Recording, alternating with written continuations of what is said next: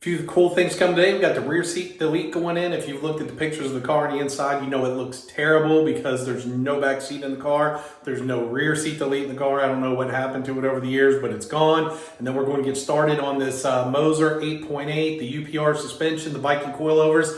All that's coming up right now. So we got the new custom CM Components rear seat delete with our Beefcake Racing logo on it. Looks pretty good. The back seat is completely missing anything back there, so this should help quiet it down a little bit, maybe not a ton, but it'll quiet things down just a little bit back there for us.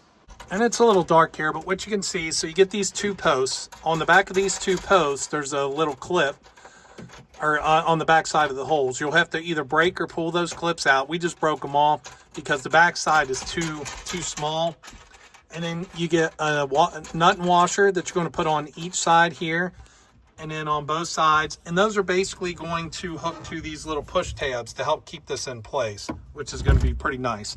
So now that we got them pretty tight, we're just going to finish tightening them up and then pop this in and we should be good to go. Say hi, Brandy. Hi. All right, guys, I cannot tell you how much that cleaned up the inside back here.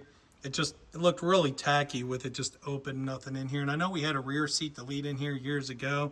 Not quite sure what happened to it, but as you can see now, it looks right at place. We got the new Beefcake Racing logo, which any of your CM components, if you buy them from us, you do have the option for the Beefcake Racing logo on your rear seat delete. I think it looks pretty good. Turned out great. Looks, again, right at home on the SN95 and new Edge cars. Car's up on the lift, got the wheels off. We had to take the wheels off on the other side before lifting the car. With the bent axle, they would actually press against the front with the 20-inch talls and start with a 13mm socket. Okay, so you got a little 10mm bolt up here that holds the brake line back bracket on. For now, all I did, I pulled the brakes up and around because we're going to drop this whole rear end out because we're not using any of this. You've got a little ABS sensor on the backside here that we're going to have to take out. Now, we won't be reusing this. Most people would. They do tend to break or stick a lot, so you're going to want to be careful with that. But we're going to pop that out. We've got the transmission in neutral. That way we can rotate the drive shaft around so we can get to all the bolts. We'll get the drive shaft loose. Going to take out the upper and lower control arms. We've got our stand here for the to hold the rear end in place once we go to let it down. And then we'll get everything out. It should come out hopefully pretty easy, even though some of these bolts probably aren't going to be fun because they've been in here for 20 plus years. And one thing I'll tell you is leverage will always be your friend. So this is basically my setup. I went ahead, like I told you, I put it in neutral. You got a 12mm, use the 12-point side on your wrench here. But to get leverage, when you're trying to pull on this, you just can't get enough. So so we don't have to keep lowering and raising the transmission. Just put one of a little wedge or something in here to hold it. And then basically I use my jack end, and that gives you so much more ability to loosen these up. So even though this has been on here for a long time, we got all 4 bolts loose.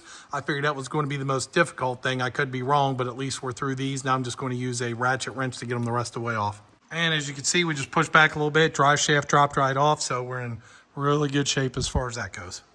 Well, I really didn't want to have to take the exhaust down, but because of these control arm bolts here, the lower ones are just almost impossible to get a wrench into because the mufflers were literally right next to it. So we went ahead and unbolted this custom exhaust that was made years ago. And I don't know what the hell this is made out of, but I mean, you would think this size exhaust wouldn't be that heavy, but this thing is freaking massive. I mean, it's ridiculous how heavy this is. But we've got new Cook's headers coming for the car. You know, we've got these old school single tube headers that we put on here years ago, but we've got new Cook's headers that are going to come on. You can see over there, we got the new Flowmaster exhaust. We're going to go all the way back out the rear again. And so everything's going to meet up and have that 2-bolt connection clamp. It's just a matter of when we get that done. So we may even run open header for a while, who knows. So what we're doing now, I was going to take the backs out first, but I figured we'll just take these fronts out. 19 on the lowers, 18 on the uppers. I got one of those out. I got both these out. I just need to pop the bolts out.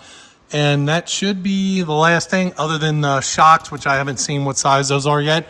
And the differential should be free. The brakes we're going to pull down here, and we should just be able to pull this whole thing out, around, and down. Okay, so last night we left off with basically everything uninstalled. We've got everything out pretty much. Everything's looking good back here. Now, one other thing that I did was a little more clearancing. So years ago when we did this solid axle with the beefed up differential cover on it, this was clearanced a little bit. And last night before finishing up, I actually went in and I pushed this back a little bit more because we've always had a clunking sound back here. I remember from way back in the day and even now still. And when you look at this, I spent a lot of time last night hammering this back some more because we're not going to run a spare tire anyway. But just the clearance, because the new differential, the new rear end, just like this one here, if you look, we use a big beefy case to hold this on, this differential cover with these extra bolts and everything to add some preload. And that keeps some stress off of this, off the differential. So what I did last night was, again, clearance this a lot more than it was. It was about half of that. And your center is actually about right here. I've measured it. That's about your center spot. So while I was out today, I picked up some primer and some paint. So I'm going to do a quick little sand down on this here just to clean it up a little bit. And then we're going to paint it. And then we're going to get started on putting everything back together. Oh, and here's a little cool thing. This is probably rubber of mine from 25 years ago back here still, which is a little interesting. So as you can see, I found a primer color. It's not perfect, but it's pretty close to the color. It's about as close as I think you're going to get.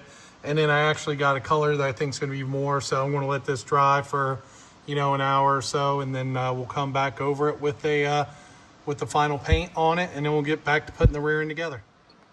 We've now got the upper control arms in. We raised the rear end up and we actually left the fronts off just so they didn't bind up. They came in a lot easier from the top. Originally we had these bolted on the back and we're going to work them in from the front, but it actually worked a lot better to do the top bolts first and then just let it fall down into the cradle here. Lower control arms are now in. And we haven't hooked the sway bar up yet. We did use some new bolts, some thicker bolts that they had sent up here. The holes inside here are kind of a little worn out. Like I mentioned earlier in the video, you saw that there were two different size bolts. I think Alex at Legit Street Cars, and one hole was a little bigger. So hopefully these are holding in pretty good. We use some pretty large bolts on the inside here now with a big flat washer. So hopefully these lower control arms hold up pretty good. And again, because we're going with the coilovers, you won't see any spring going back in here. It'll be on the back side with the Vikings. So for the coilovers, basically you're going to put your first piece on and you'll put the little ridge side, as you can see there, is going to go up. Then we're going to put our adjuster. That's going to go below that. Then you've got two washers and a thrust bearing. So you can put one washer on the bottom, then the thrust bearing with the that side up, and then the other washer. And we're going to put a little anti-seize on the threads as well, because with these being aluminum, when you start tightening these with the spring pressure on there, they're going to get really tight and they are going to want to bind up. So we definitely recommend some anti-seize, which we've got some right here. So we're going to put that on, start putting our coilovers together. All right, so we got the coilover put together, went ahead and anti-seized all the way down. We went ahead, you got the little sleeve for the top. We slid that in. Then just we tighten these all the way up, just kind of collapse everything. That way that's tight and holding for now. Now you've got 4 retaining clips, 2 for the top, 2 for the bottom, and your bushing. And it helps out a lot if you got this little tool here, because this will help you collapse those. You got to put a ring in on here. You're going to put a ring in, and then the bushing, and then a ring on the other side, top and bottom. And then we'll use these brackets to bolt them in. All right, this is basically what you're going to see. So we got each clip in on the bottom. We used a little WD-40 just to make sure it went in each way. We're going to want to adjust this from the rear. So we set this up. If you look at the top, now these will have a sleeve that come on the bolts, but if you're using just a regular bolt mount, those are only for a stud mount. These little extra washers that they send you. So you're not going to need those because you're probably like, what the hell are these? Because these are basically just going to bolt right down and fit perfect on there. And then when it mounts to the car, it's going to sit this side back, the flat side, against the car. And then we're going to be able to basically do this from the bottom, from the back side of the car. So now we just got to put this on the other side, and then we're going to put them up in the car and finish the rear end up.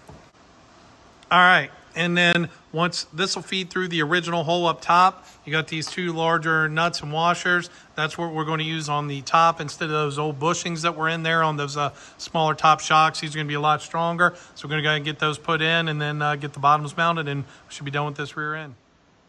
So the instructions were a little misleading where it said if you're using a stud type. So those 4 little pieces that I mentioned earlier, right here, that were on 4 different bolts in the package from UPR, they actually go on just 2 of the bolts. So that's the kid filling this gap down in here so that these are tight on here still. So you do end up using those, so I thought I'd better put that in the video. All right, so we've got the rear end pretty much buttoned up. Went ahead and put the drive shaft back in. So we got drive shaft back in with the 4 12-point bolts where we added some red Loctite. But we've got the UPR uppers, the UPR lowers. The uppers, we haven't finished tightening those down yet because we're going to play with the adjustment, make sure we get that exactly right. The bolts are tightened down, but the adjustment we haven't for the left to right yet. So we're going to get that all set, make sure it's even from side to side. Once we get that all measured out, zip tied back up the old fuel lines for now. We are going to be running a whole new fuel system, as you've seen. But basically where we're at now, we've got, one other thing I wanted to point out. So when you look up here at these Vikings, you'll see the back side has a moon shape. The front side has a flat. So that's basically how those sit in there. The flat side keeps it, to where it can't move when you tighten it up from the top. And it also lets you get the adjustment out this way so that these things fit in here perfectly. So one other thing, you've got the adjustment. I'm assuming with the ride height, we're going to have to be above here for ride height because you wouldn't be able to adjust these if not. So we'll see. And then we got the brake kit and the 33 spline axles to go on. And then the whole rear end is complete. But again, these Moser ready to build. So we sell all these. So even if you don't see it on the website, hit me up direct or one of my sales guys. The Vikings, you got 22 double way adjustables, Viking coilovers, the UPR parts, all that stuff we sell all the time. We do still got to put the sway bar on, but I'm going to wait till we get the, this isn't filled yet, so we still got to fill that. That's why I left the tag on it and everything. But this why I'm going to kind of end this video here with the rear seat delete that we did and where we've gotten so far in the rear end. And again, stay tuned for us for more of the SN95 content. We got some stuff coming for the Hellcat and the F-150 and the 24 Mustang. So just so much stuff we're trying to do here, and I'm trying to give you guys a lot of stuff. Just a lot going on, so I want to keep trying to do it, get better at these videos and stuff. And I didn't do all the microphones and stuff with all this, so hopefully the sound comes through okay. But stay tuned for the next video where we finish this rear end up.